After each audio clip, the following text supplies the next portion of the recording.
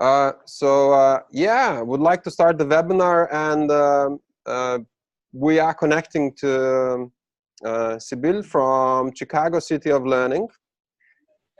Hi. Yes, and you won't believe, Sybil, that our room all the week was surrounded by posters from old magazine from Chicago. I don't know if you can. Oh, yeah, I do see. Chicagoan. So this morning we looked around, and all the room you can see people holding the posters. I see. All the week we were kind of tuning in to Chicago spirit. Yes. So we've been connected all week. Yeah. All right. Good. So maybe I'll ask people again to show yourselves up. So we have a group from Netherlands. Can you give a sign? Yeah, group from Netherlands. We have a group from Germany. Over there. Group from Finland. I see Yes. you. From Ireland. What person? Yeah. From Spain. Yes. From Lithuania. And of course from France. Did I mention everybody? Yeah, very well, very well. Good. Yeah, and actually we have some guests who just came from France as well. So these are our, I would say, stakeholders who would be supporting further developments here in France. So we're glad to welcome them, and hoping they will hear good arguments why to do something and why to develop cities of learning. Definitely. Yes, and we have Agna, who will be behind the screen helping to visualize what we will be talking about. Thank you, Agna. So Sybil, now the floor is yours. So we calculated more or less like maybe half an hour to share experiences from your side, and then also have some time for questions from our group. Sure. Do you think I should start with a little bit of the history? Yeah, sure. Yes? Okay. So how it all started and why it started, actually. Yes. The why for us is very interesting. In the fall of 2012, we had a teacher strike in Chicago. And it was the first major teacher strike that we'd had in, I think, over 20 years. And schools were closed for, I think, almost 2 weeks. And during that time, the mayor's office mobilized all of the city agencies and community-based organizations that served youth to come together and coordinate how youth would be taken care of during that time when they wouldn't be in school. There would be some school buildings open, but a large number of youth would not be in school during the strike. And out of that came the realization we could be working and coordinating those of us who serve youth, especially those of us who serve youth in the out of school time. So, and around the same time, Chicago had been doing some work with digital badging with the support of MacArthur Foundation. And so we saw this as an opportunity to bring those two things together, how we as a community of organizations and agencies who were supporting youth could better coordinate with each other and create more of a net of opportunities for young people. And also think about how we could use digital badges to recognize the learning that was taking place out of school in a way that would enable kids to translate those experiences into language so that they could talk with their teachers about what they actually had learned and could do, but also translate those experiences into future opportunities. So that was the summer of 2013 when we launched. And it was a big launch. We had our big tent and issued lots of badges that summer. And it shouldn't be just a summer initiative that it should be a year-round initiative. And that was when my organization, Digital Youth Network, which is based at Northwestern University, was tapped to kind of lead the effort moving forward. So coming out of summer 2013, and I don't know if you know about our mayor, Rahm Emanuel, but everything is big, big, big. And so I think our numbers might have been 100,000 badges were issued that summer. We came out of that summer with a lot of momentum and enthusiasm, and then we began to really build this community of partners to further develop these ideas. And I would say one of the things that we realized is that the initiative had been kind of touted as a badge initiative, but this really wasn't necessarily about badges. Badges were just a tool that we were using and that we wanted youth to use, but this was really about their experiences that they were having. It was about their learning, and it was also about making sure that that learning got connected to new opportunities. So when we talk to our partners, a lot of them had great programs and they work with their kids, but even our partners didn't know how to help their kids connect to the next thing. What do you do when a young person has been with you and you've really sparked that interest and they want to go further? Even our partners didn't know how they helped their young people connect to the next opportunity. So we began to see this initiative not as a badge first or badge forward initiative, but really an initiative that was about opportunity. For us as an organization, it was really about equity and addressing the opportunity gap. And it was about enabling or equipping young people with the tools that they needed to begin to really craft their own pathways forward based on their interest.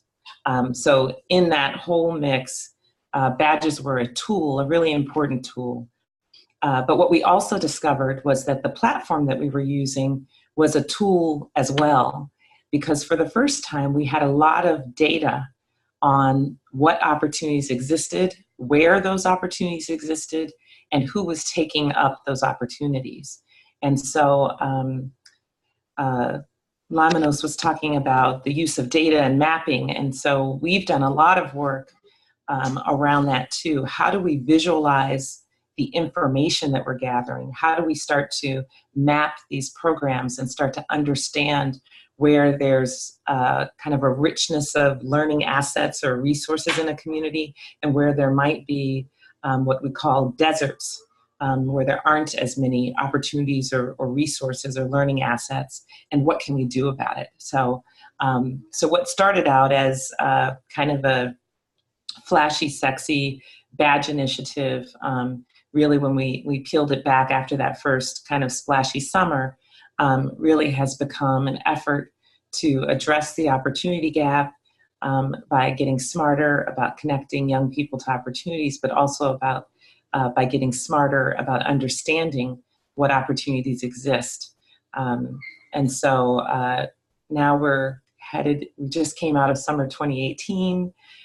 We have about 100,000 young people who have created digital portfolios on our platform. We've published about over 55,000 opportunities over these years. We are working really closely with our public school system. One, to make it easy for young people to create their digital portfolios. So we have a data sharing agreement with Chicago Public Schools. So every Chicago Public School student already has a portfolio waiting for them on our platform. They just use their student email or student ID to unlock that portfolio. So we're working really closely with the schools. We've also come to understand that parents are such an important mediator. So a young person might learn about these experiences on the platform, but they can't necessarily get themselves to those opportunities. So we now have a parent dashboard as part of our portfolio so that parents can see what their kids are saying they're interested in. Parents can very quickly see if they've earned any badges or what programs they've been in, but parents can also search for new opportunities based on their children's interests. So we're really trying to make sure that we do a better job of including the caring adults that really play a very significant role in connecting young people to these opportunities. How do we not just build a platform that it was, of course, built as a youth-centered platform, but how do we make caring adults that actually often are the ways that kids on-ramp to new experiences and new programs. So that's kind of a little bit of a nutshell. I don't want to talk too much, so.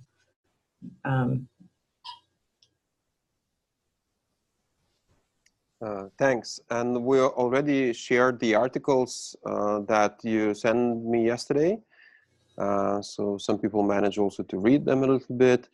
Yeah, I was writing several questions to you. So one of the things that was very interesting to know, do you see any like tendency? What kind of playlists or what kind of experiences catch attention? And why those particular ones? Is it the interest? Is it accessibility? Is it the place? Is the badge that gives some kind of exciting opportunity? So that would be very interesting, because we're also learning, how to build a playlist that is really built on youth passions. But also people ask, actually, what makes a playlist to be a good one, effective one, attracting young people to learn? Yes. Oh boy, I have so many thoughts about that. So we have a lot of, we have playlists on our platform. We have a lot of online activities. We built the platform to have online activities and playlists because when young people come to the site, they can search for things that they can do. And we know that when they make that search, they might not find anything that aligns with their interests. So we wanted to have content on the platform that kids could engage in if, for example, they were interested in coding, but there were no coding opportunities nearby or accessible to them. So we have, I think, over 5 sites. We've developed playlists. We've worked with third-party partners to bring their content on the site. We also link to content. So, for example, our platform is linked to Khan Academy. Khan Academy, I think is international, but Khan Academy has started out as with a largely math content, but it has all kinds of things on it. So we have an API and we link to Khan Academy. So we're always trying to think of ways that we can bring content to our platform or connect kids to content, high quality content that's on other platforms. One of the things that a couple of things that we've run into that I would say are perhaps challenges around that. One, a lot of kids don't just want to be on a laptop engaging in learning. We know that learning is a social experience. We think that learning is really exciting when it's powered by the interaction with your peers, when it's powered by your passion, when it's powered by mentors and people you can look up to who may be a couple of steps ahead of you. It's powered by being able to showcase what you can do. So one of the things that we've noticed is that youth don't necessarily want to sit on a laptop and do activities. They might do that in school because the teacher's telling them. We have, maybe 10% of youth are, actually geeking out online by themselves, connecting with an online community and engaged deeply through a device. But many of the kids, want to interact with other people while they're learning and want to engage, in a social context. And so we really learned this after we developed a writing playlist that we call the Young Author playlist, and it's at chicagocityoflearning.org/YAP. So we created a playlist for 5 different genres of writing, and we thought, oh, this is going to be great. It's content that adults can use if they're teaching their kids learning.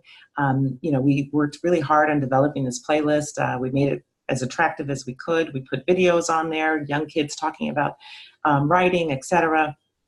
But what we found that made that playlist really successful because it sat there on its own, and we kind of triggered people, and we reached out to teachers in schools and teachers outside of schools and tell kids about the playlist. And yes, there were kids who found the playlist and participated on the playlist. We had goodies. If you level up and you earn this badge, you're going to unlock this great thing. And so there were kids who found us, and there were kids who kind of persevered and engaged in those activities on their own. But what we found was that we were most successful when we partnered with teachers to use the content that was on the playlist with their young people. And so for the last 3 years, we've been working, especially in a school with a handful of teachers, where we have the teachers are directing the kids to the content. They've embedded that content that's on the playlist into the structure of what they're teaching for the unit. And then we have college students who are actually assessing what the kids are submitting, and then giving the kids feedback on their writing. And then, the kids are then revising their writing and resubmitting, et cetera. But this combination of having rich content on our playlist on the platform, but then partnering with adults who are working in person with the youth, have the relationships with the youth, and see those youth regularly and consistently, is what has led to us really having an impact with that content. So we think it's great that we have these online activities and these playlists on the platform, but it's really about partnering with those caring adults who are going to create that social learning context within which the young people engage with the content. And I think when that happens, the badges become more important, because it's not just a badge that you earned on your own that you know about, that's in your portfolio, but it's really a badge that is in a larger social context.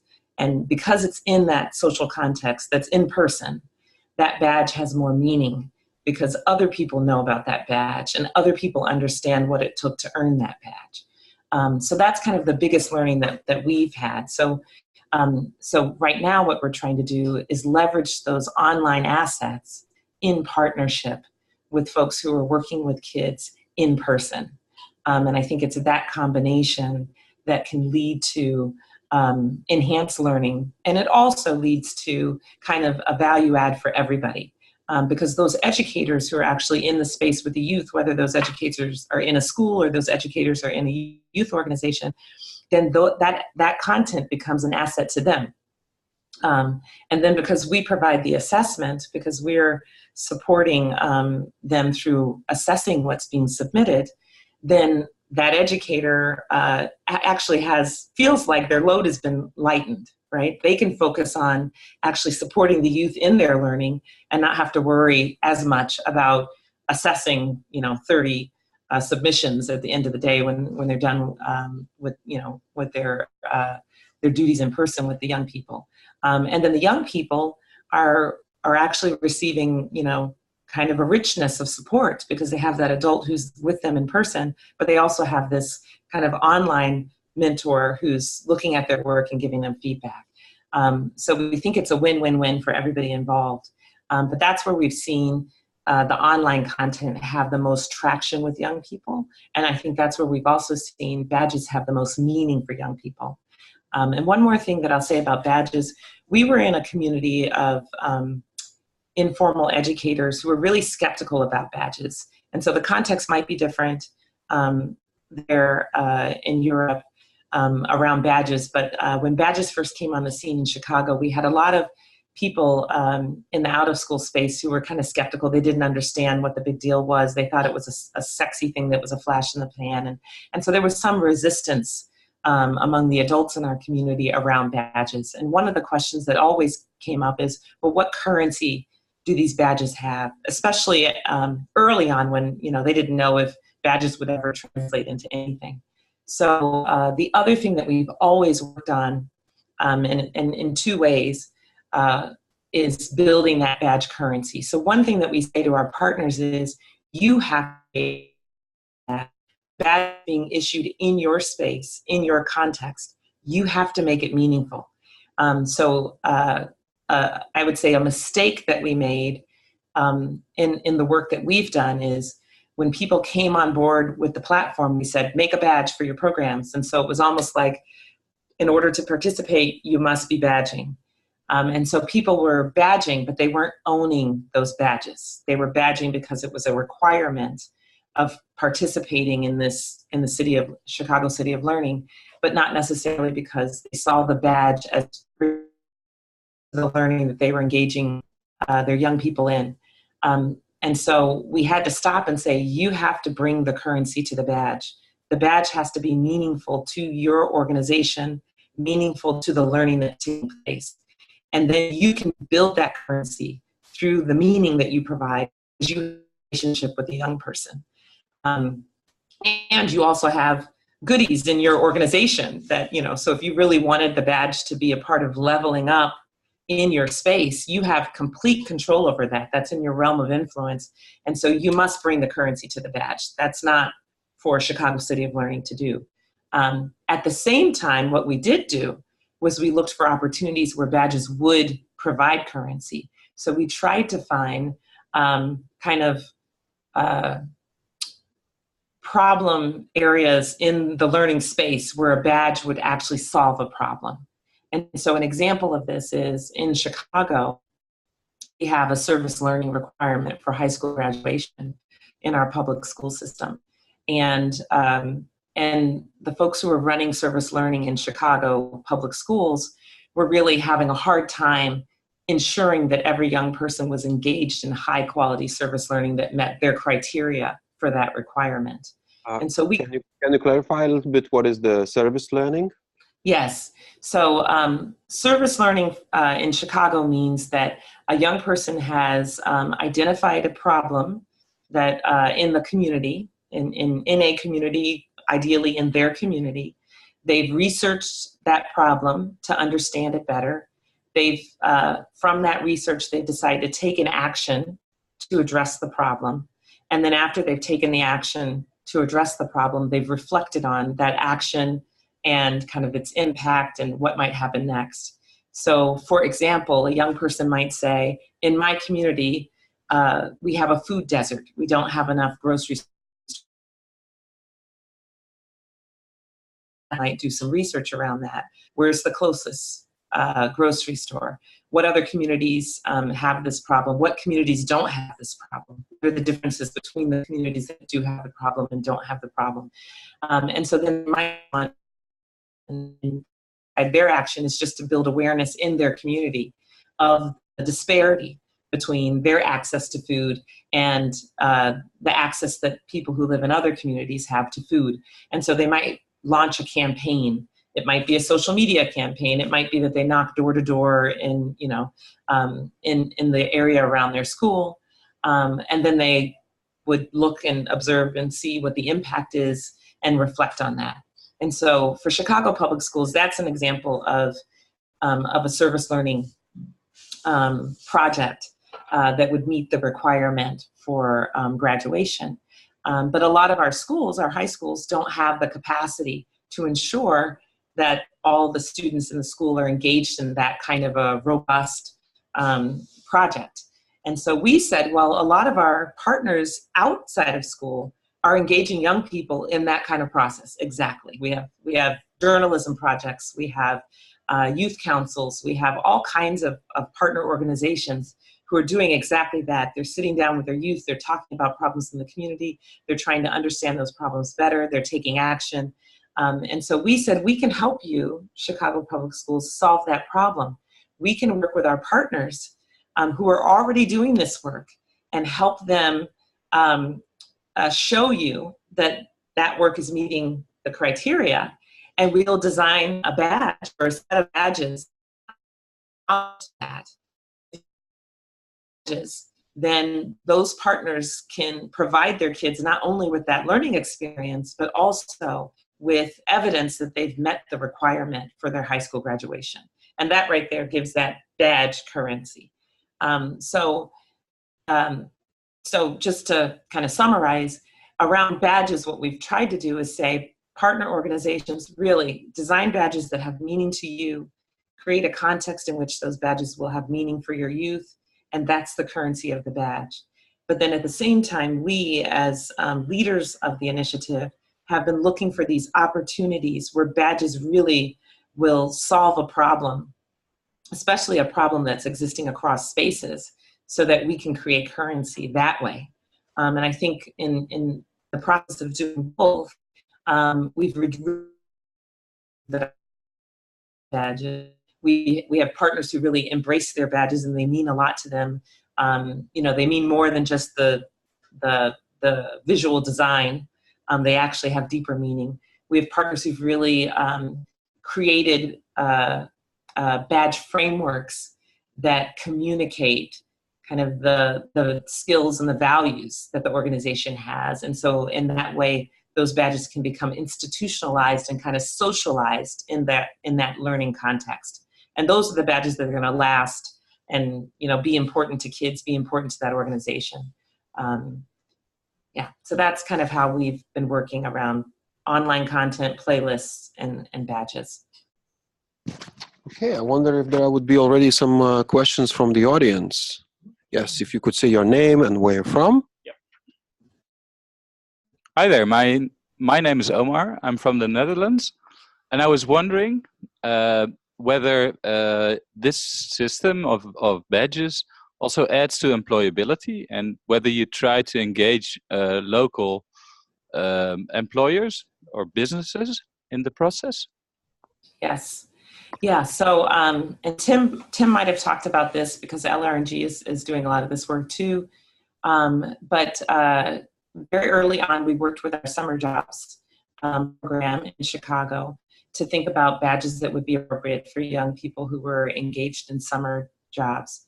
And the very first badge that we came up with was an attendance badge. And this was after we talked a lot about what would be important for a young person to come out of that experience with. And our summer jobs program in Chicago employs about, I think, between 30 and 40,000 youth. They do it through partnerships with hundreds of partners. So, ideally, young people would have these jobs and they would have badges that really are aligned with discrete skills that they've gained over the course of the summer. But for our city agency that's working at a scale of 30,000 jobs and hundreds of delegate agencies who are employing those youth, we knew that it would be too challenging to start by working with hundreds of organizations to think very deeply about the skills that their youth were developing. So we decided to start with an attendance badge, showing up badge. And so our organization, Digital Youth Network, has a badge framework. We have 4 types of badges: skill badges and knowledge badges, which means that you've gained discrete skills or discrete sets of knowledge. Then we have a disposition badge, which is really about habits of work, habits of mind. And those habits are often harder to quantify or to measure.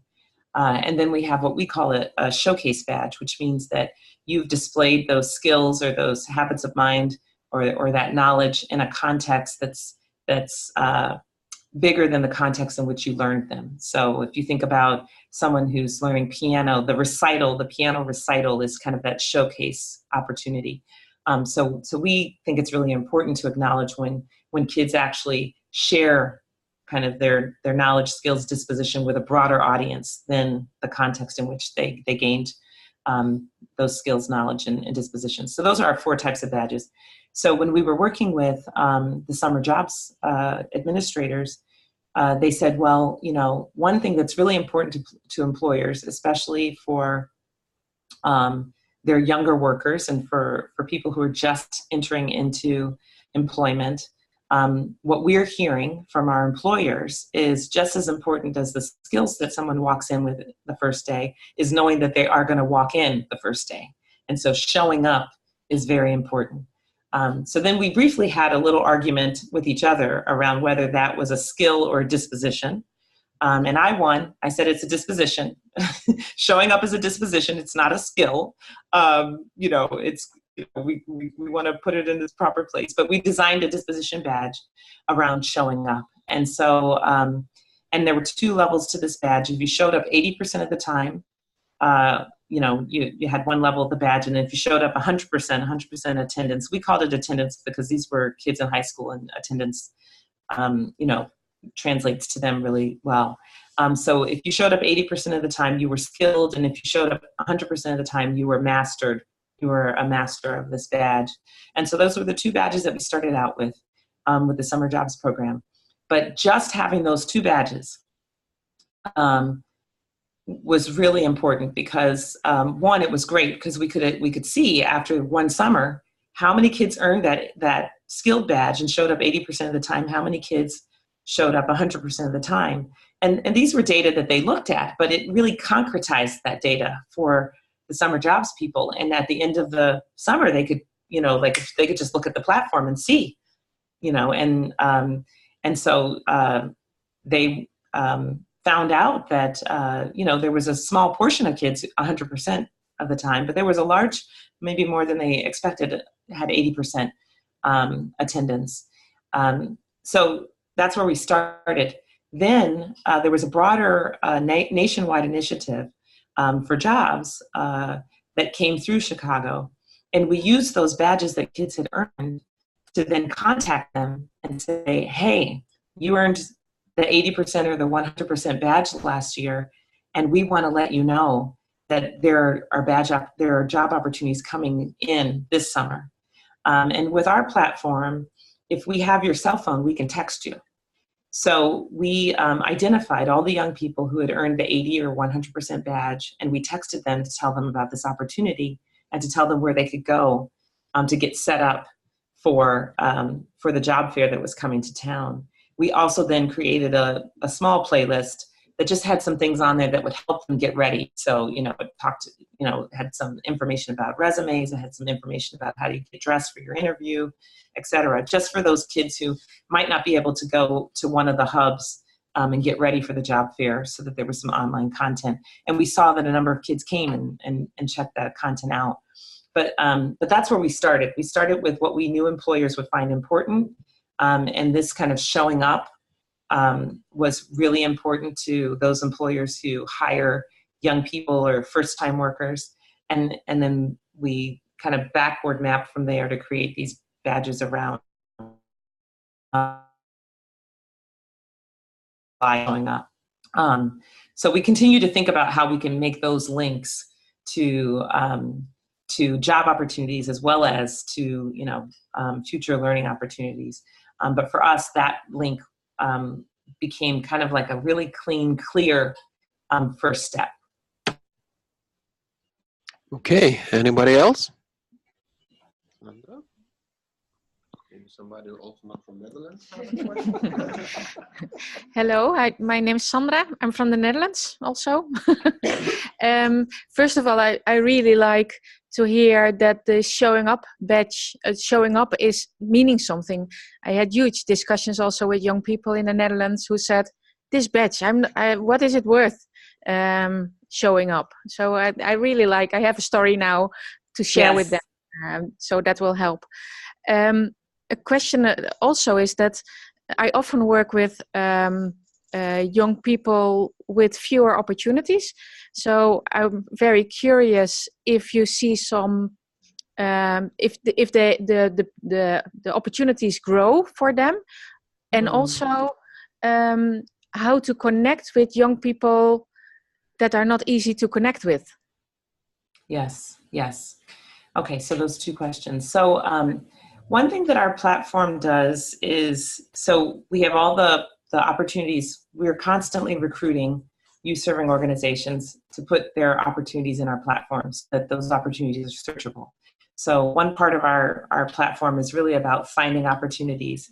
So we spend a lot of time working with our partners to put those opportunities into our platform and to see it as another way to reach more youth, because organizations are always trying to find youth. A lot of our, we have a lot of kids who aren't in programs, and we have a lot of programs with empty seats. So we're really trying to encourage programs to participate, not just out of the goodness of their hearts, but also saying this is another for you to find youth that you are not connecting to. It's a broader audience for you. And that's been a really good value add or proposition to make with our partners, because they're always looking for ways to reach youth that they don't reach already. And just as a tangent on that, we try to do a lot of things, because I think most of you are people who would be running these cities of learning. We try to do a lot of things to pump them up. We have a weekly a news blast that goes out via email, and partners in their programs. We're always using social media to, so when someone enters a program into our platform, we can to then amplify that, so that our partners really feel that we're their cheerleaders, and we're trying to make sure that more kids know about them. So when our partners put their programs in our site, they actually get a program code. And so if they have young people participate with them, then their young people can put that code in their portfolio, and then they'll have a record program. And we've taken some time to distinguish that from a badge, so that if we have a partner that doesn't want to make a badge, they're not ready to make badges just yet, they want to take more time to think through a badge framework before they start doing the badge work, we say, well, that's fine. Just put your program in and have your young person record the fact that they were in that program. And when you write that program description, you're still giving that young person a language to talk about what they did with you. Because if you don't give them that language when they're writing the application for college or for a job or an internship, they're going to say, I was in an arts program, but they might not get very specific about what they were doing and the skills that they built. And so then our platform then, when a young person sets up a portfolio, they tell us what they're interested in. They tell us what they want to be when they grow up. If they're a Chicago public school student and they've used their Chicago public school email, then we know where they live. We have their zip code. And so then our platform sends them what we call top picks. And so the platform is always sending kids top picks based on their interests and their aspirations. And then as they do things, as they participate in programs, the platform can get smarter about top picks. And they can tell them, oh, you told us that you're interested in art. You said that you want to be a photographer when you grow up. You were in this general art program. And now here's another art program that's in your zip code. So that's one way that we're trying to connect kids, especially kids who, maybe wouldn't know about these opportunities. One thing that's really important to us is what we know in the States is that upper income families spend somewhere between $7,000 and $10,000 per child per year on extracurricular activities. And those activities that they're providing for their children are usually very well curated. They're really thinking about what their kid is interested in, or they're seeing what their kid is talented at, and they're curating the opportunities. And we know about upper income families is that they're in a social network that enables them to know about a wealth of opportunities. We know that they have the resources. So if those opportunities are costly, they can afford to pay for that opportunity for their child. So really our work is about addressing that gap between those more resourced kids whose parents know a lot about what's going on because of their network and can provide them with kind of these fancy, presumably high quality experiences, because a lot of those experiences are quite costly. We're trying to address the gap between those families and what most of the families in Chicago are, whose the kids' parents have gone to college, might not have a social network that's that broad, might not have the financial means, be in a program that costs a lot of money, or might not be able to afford transportation to get to a program.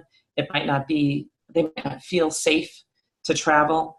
And so a lot of our less resourced families rely on the park district around the corner, which is safe, which is low cost or free, but might not have a variety of things for kids to choose from in terms of them exploring deeply their interests.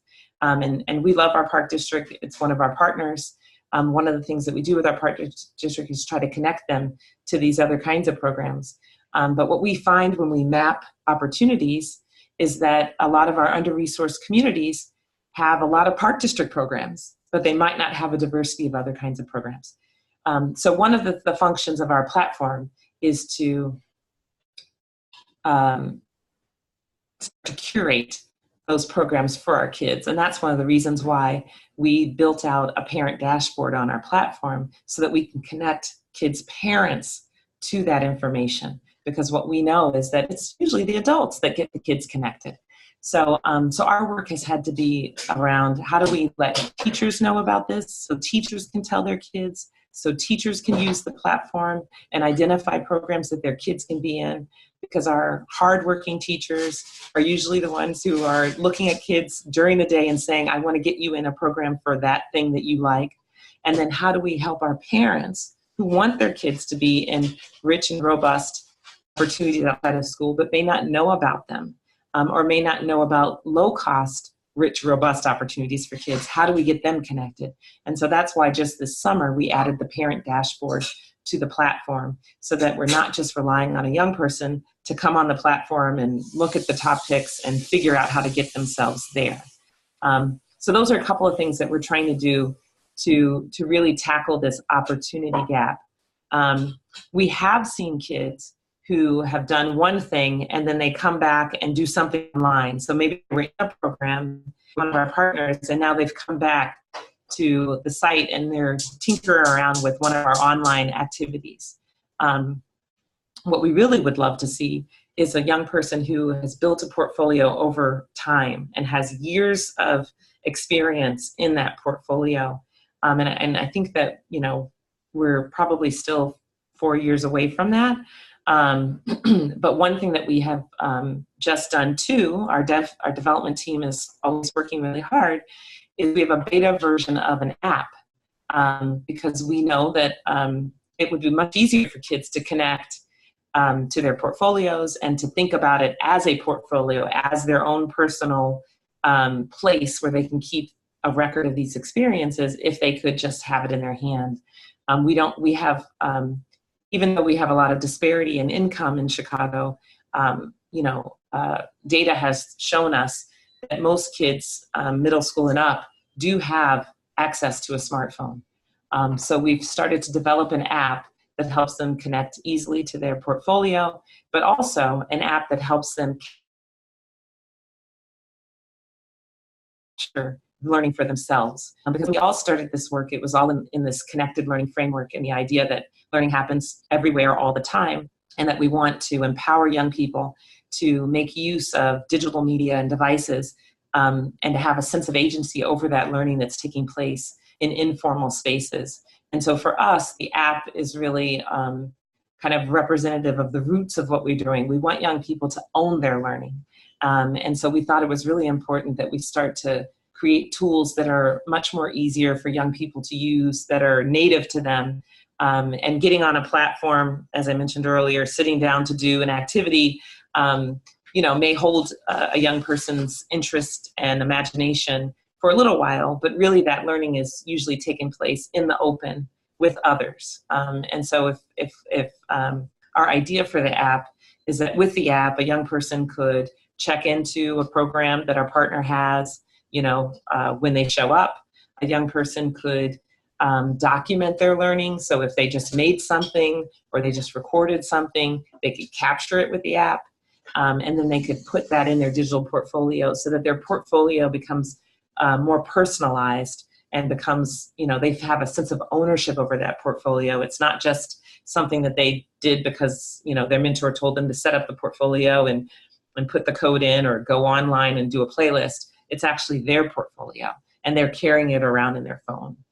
So those are the things that that we're kind of exploring or doing to address that gap between our under-resourced youth and our more resourced youth. And really our initiative is really always geared towards the under-resourced youth, and the work that we've done to help them connect to the next opportunity. And really that involves working with the caring adults that are in their own personal learning ecosystem, as well as developing the app, so that young people can kind of start to take ownership of that digital portfolio.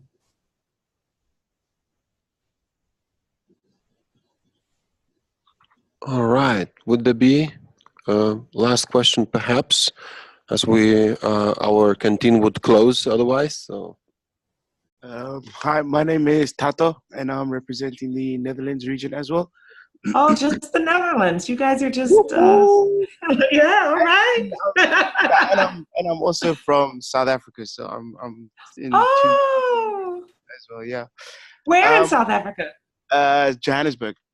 Okay, my parents lived in Pretoria for about 5 years. A little Hey.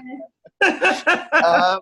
My question is: there's been a lot of time and resources gone into the research of what will actually work for the companies, the organizations that you get on board, and the actual students that you want to attract.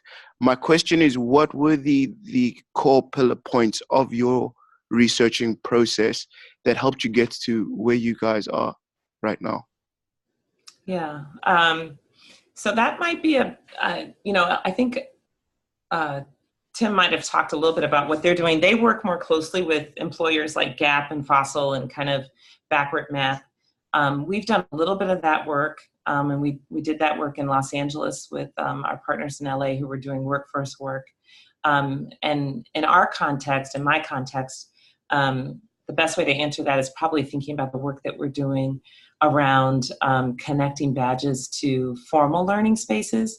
I think the processes are similar, but what we've tried to do is kind of backwards map from where we want to see that young person and how do we walk backwards from that. And so in the school context, we bring together our informal educators and our formal educators. We think about the standards that are important in the formal space, and then we think about how to backwards map from those standards.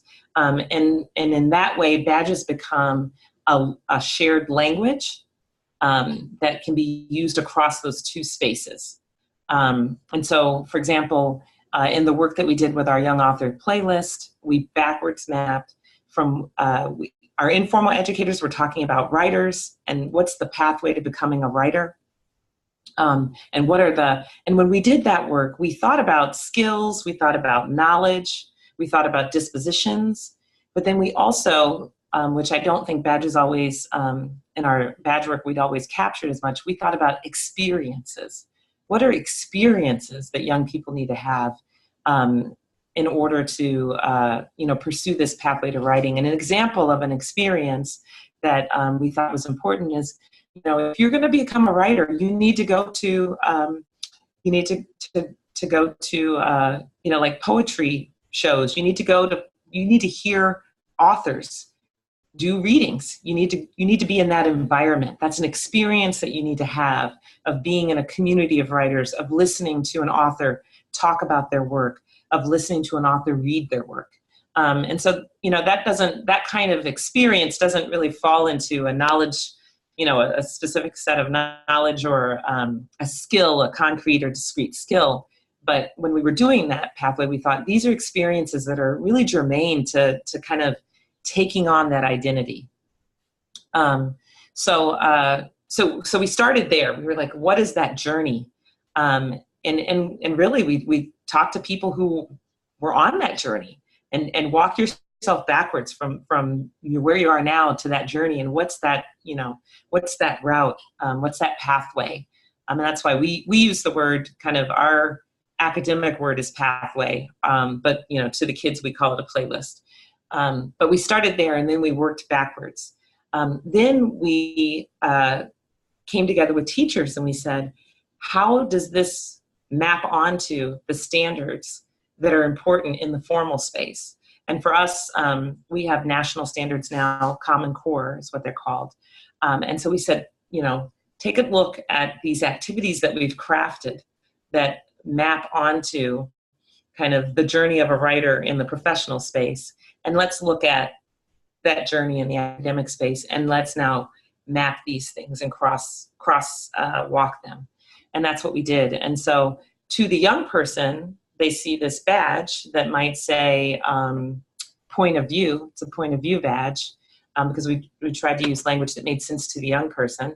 That badge is representative of evidence that they've produced. where they're sharing their point of view. Because it's a playlist, that badge is also just where it's placed on the pathway or the journey is representative of experiences that we've asked them to have. And then in the school space, the badge is representative of some specific Common Core standards. So that's a process that we kind of have facilitated. And it really does involve bringing people into the room and developing that shared language so that that badge can then kind of move between those spaces. But the badge is representative of things that are valued in both spaces. I hope that answered your question. Thank you. Did it? Yeah, it did. Thank you. Okay, good. Well, then I would like to say big thanks for your sharing. And we know it's still a very early morning where you are. You are in New York at the moment, right? Well, I'm actually in Baltimore. Okay. But yeah, East Coast. Yeah. So thanks a lot for giving your time and sharing the experiences. It felt like Chicago is just around the corner. Yeah. And Yes. yeah, we want to give a big Keep applause. those posters up. Laminos, can I give 2 shameless plugs? Sorry? Okay. Can I give 2 shameless plugs? 2 more What is things. that? Can I quickly? Yes. Yeah. Okay. One thing I must say, if anybody wants me to come visit to support your work, I'm happy to come see you. All right. So people are saying see you next week. Okay, yes. The second thing, I don't know if I shared this with you, but if you go to chicagocityoflearning.org/CS-map, you will see kind of our most recent effort to map all of the computer science learning opportunities that exist outside of school in Chicago. And so I meant to mention this earlier, but when you were talking about mapping, this is the work, kind of where we're taking the work now, is focusing in on a specific community or focusing in on a specific area, trying to capture as many of the opportunities, start to map them for our partners so that we can identify where the gaps are, as well as where the riches, where we're happy with what's available to young people. So if you go to chicagocityoflearning.org/CS-map, you'll get a sense of how we're approaching that. /CS/map, yeah? Yes. Okay. I'm trying to get that. Yeah. Okay. We'll try to explore more. Okay. Thank you. It was so nice to talk with you. And good luck with all the work. Thanks a lot. Yes.